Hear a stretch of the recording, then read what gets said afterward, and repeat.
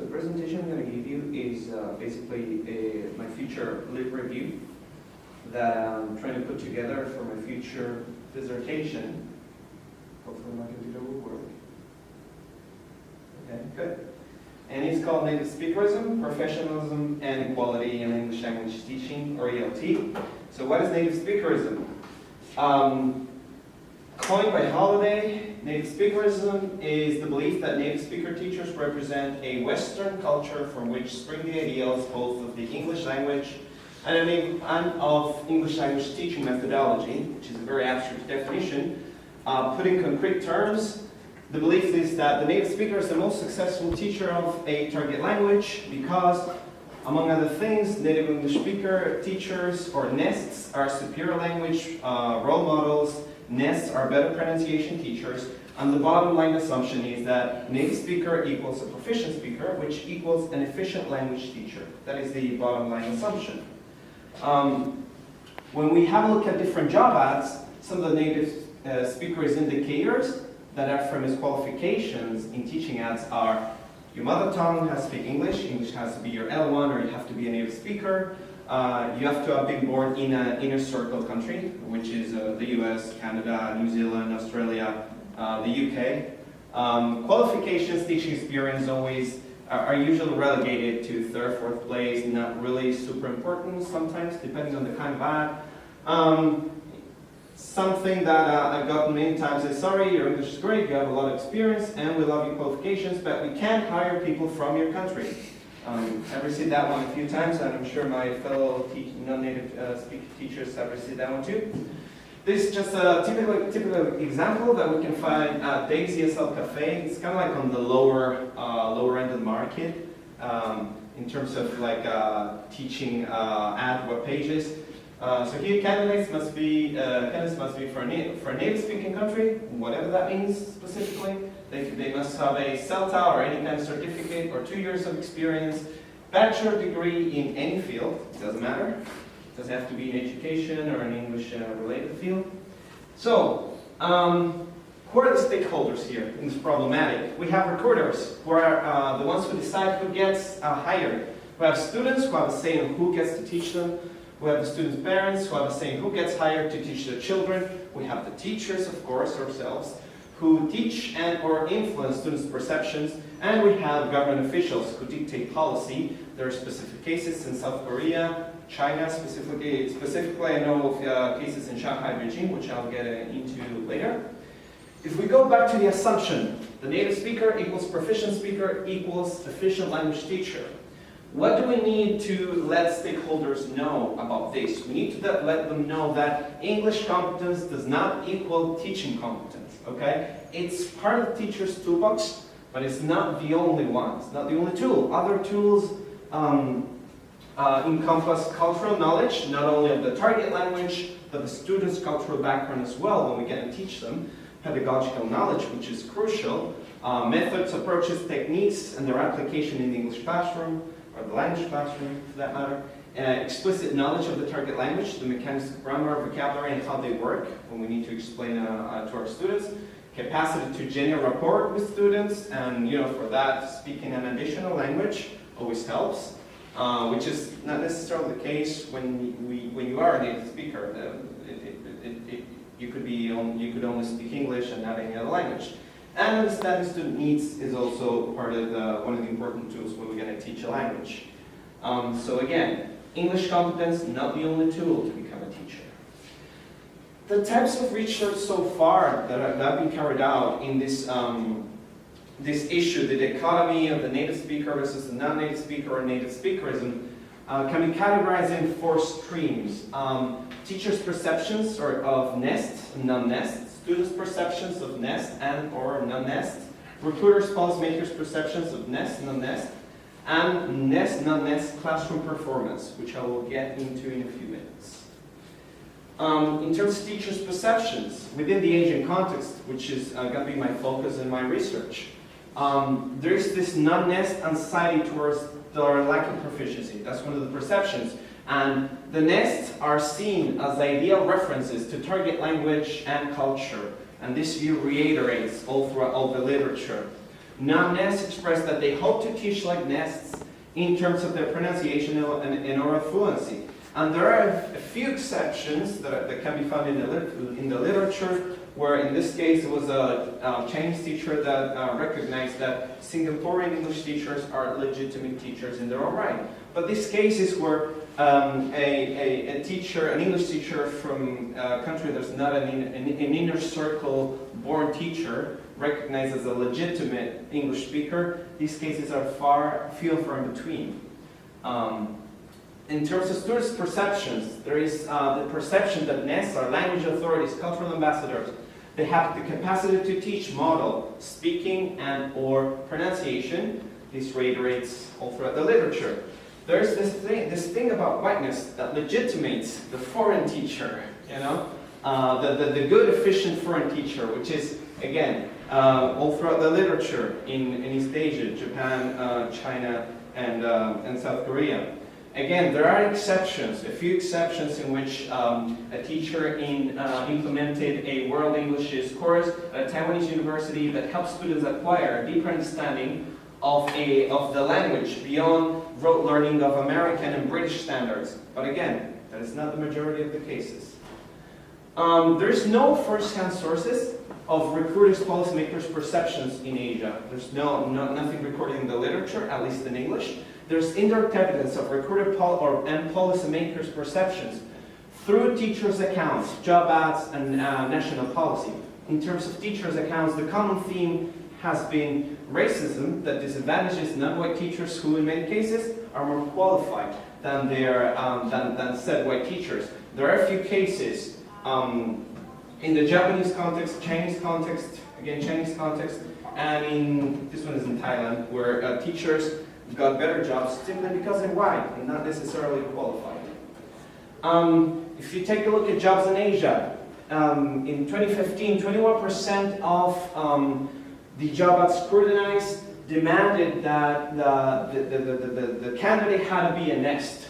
Same here for 71% in South Korea, and 79%, that kind of mirrors the statistic that you have over there for China. Sorry, this is Asia in general, sorry. This is South Korea and this is China. They have that requirement. In terms of national policy, China, South Korea, there is national policy that requires that only native speakers from certain countries are allowed to get a work visa to teach English. Teachers should have a teaching certificate, 2 years of experience, and teachers should have a bachelor's degree in any field. Then when it comes to South Africa, India, Quebec, things get problematic because of the perception and the legality of the issue. Do they actually speak English?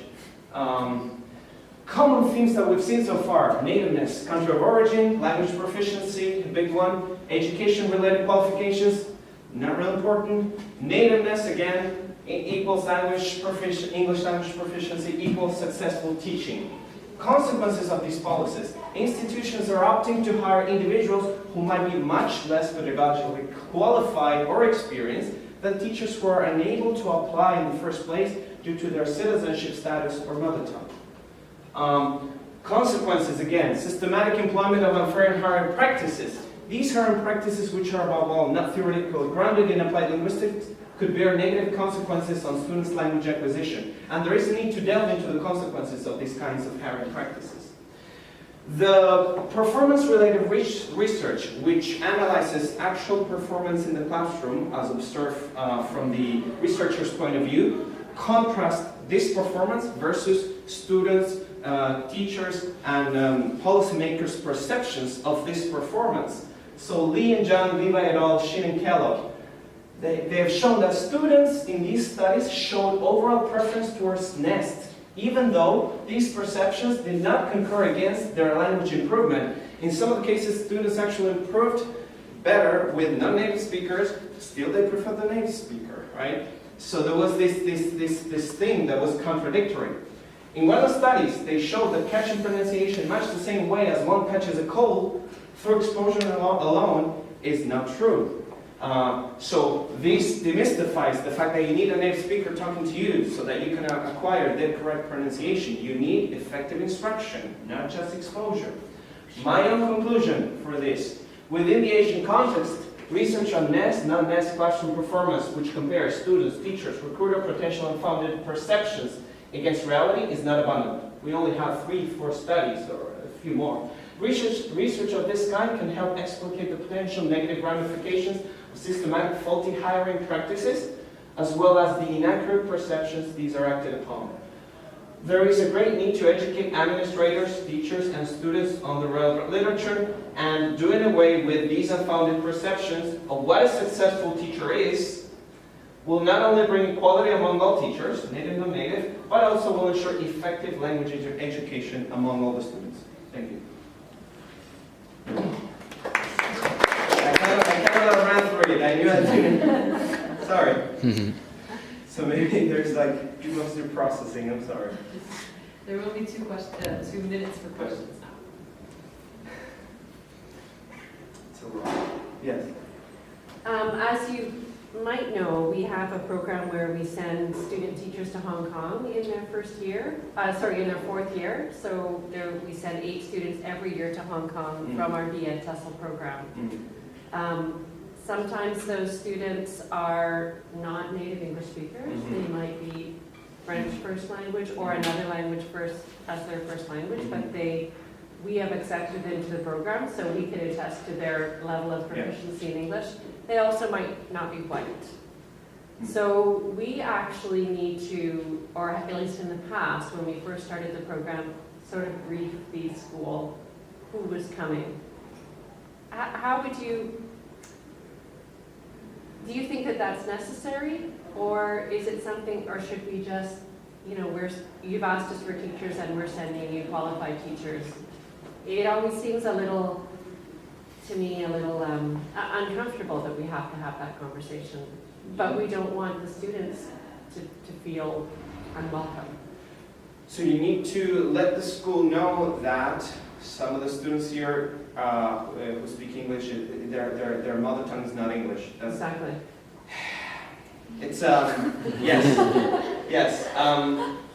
If you're asking me what I feel right now, I would say there shouldn't be the need to explain that. You should just tell them, all our teachers are qualified. They're coming from McGill, which is one of the best universities in the world. So that should be enough. And it is enough. It is enough. But I know. But the fact that we even thought that we might need to do I think that over there, when you take it to this context, it's a question of cultural awareness, and there's a lot of work. I think a lot of work to be done about that. Not only there, like a lot of other places, but that shouldn't happen. And if it did, at least they should understand why. We're explaining this to you because these people don't speak English as their mother tongue, but they're proficient English speakers. That's enough. What else do you need? You need good teachers. You don't need a spy with the only person who needs a perfect accent, not perfect, let me rephrase, who needs a standard accent, because that's the benchmark usually that people observe, is a spy, You want to pass off as a, whatever. Yeah, sorry. And just to finish that, we have had no problems. Yeah. It has been, our students have all been accepted and have proved themselves to be effective teachers. But no, I feel it. I feel it. Yeah. First of all, thanks for your presentation. And I come from China, so I totally understand this situation. And as far as I know, I think a lot of jobs are offered by those language training agencies. So that is why this happens. So as you also mentioned, a lot of perceptions decides this kind of phenomenon. Yeah. So from I know, a lot of perceptions are determined by the parents and the students. So how do you change that bias? I've been thinking about that with a group. I'm trying to build up kind of like working in an organization, and there's a lot of marketing there, And you see those videos, with certain people, and they say, even Berlitz here in Montreal, teachers with native language, and I'm like, yeah, if you're going to advertise that, of course, and it's to get the edge, to get the money, but you should be able to say, our courses are so effective that your student will get to this point in language speaking or in language proficiency so much better than this school that has the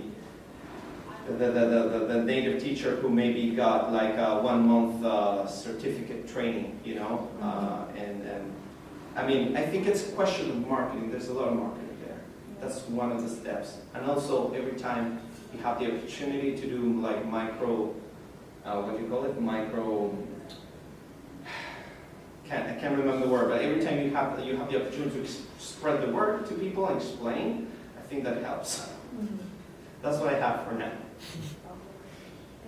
Yeah. One more question. Okay. Like, I remember when I was in primary school, Yeah. I had an English teacher who is from Philippines, Yeah. and she is still the native speaker, but not being white. So, do you any consider that was being white or being native speaker? I think that, so can I ask, are you from China? Yeah. Okay, which province? In the province close to Shanghai, in the south. You can tell me the name. Zhejiang. Okay, Zhejiang. So I worked in Zhejiang for 2 months, small town, 2 hours from Wenzhou, and okay, so I lived there 2 hours from Wenzhou, and I worked at a training center. You know, I didn't know a lot of people. I knew there was a dude who was from Mexico, so speak Spanish, so you know, like kind of we share the culture because I'm from Argentina, and that's what I knew. Then I got to meet the boss. And then when I learned about the boss, you know, it's like she didn't like to hire black people. She had very specific salaries, you know. I got a specific salary because I'm not a native speaker, but the native speaker got another type of salary. And now I got through the grapevine that she's hiring someone from, I think, Morocco. So I was like, yes, well, she's, you know, opening up little by little, you know. Because she had that specific perception, you know. And this varies a lot, of course, you know.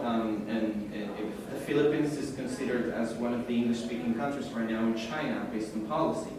So Filipino teachers are legally entitled to work there. And it varies, right? I think there's a mix between demand, offer, and also the individual biases of people. But I have seen, you know, firsthand the negative side of it, you know. And I feel pretty sure, you know, like that's, well, you know, when you need to work towards improving, you know. Anyways, thank you, everybody. This concludes the questions and the presentation session. So thank you, everyone.